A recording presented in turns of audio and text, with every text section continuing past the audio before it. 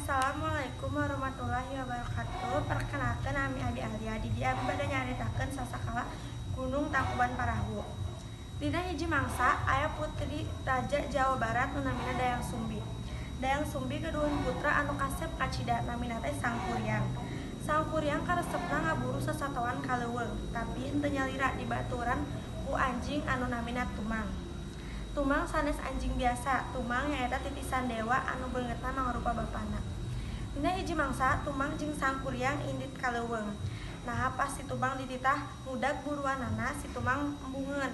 Tuluy Sangkuriang ambek jeung ngusir si Tumang kaleuweung. Teu lila Sangkuriang balik ka kerajaanana jeung nyaritakeun ka indungna kajadian nu tadi.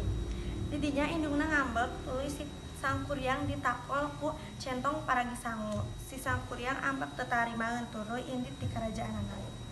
Si Sangkuriang teh indit lila pisan di kerajaanana. Indungna sedih.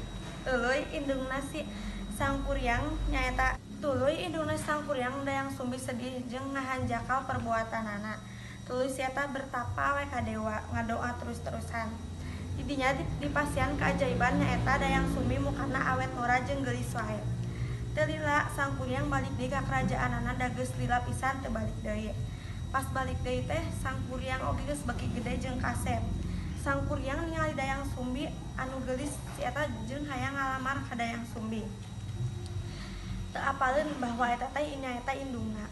Dayang Sumbi ruas ningali tapak luka dina sirah Sangkuriang anu tilas takolna. Di dinya Dayang Sumbi ngarencanakeun jang ngagagalkeun pernikahanana.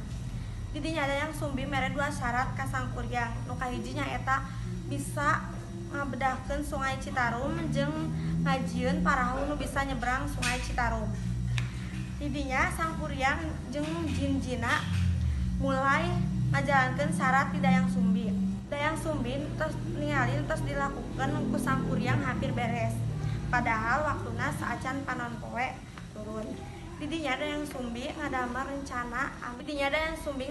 rencana ame ngagagalkeun naon geus diperbuat ku si Sangkuriang. Di dinya Dayang Sumbi ngabembrengkeun selendang anu warna beureum nyaeta ti belah kulon. Anu disangka ku Sangkuriang teh nyaeta panon poe. Di dinya Sangkuriang ambek kecewa, terus tuluy we si Sangkuriang najong parahu anu tos di lakukeunna.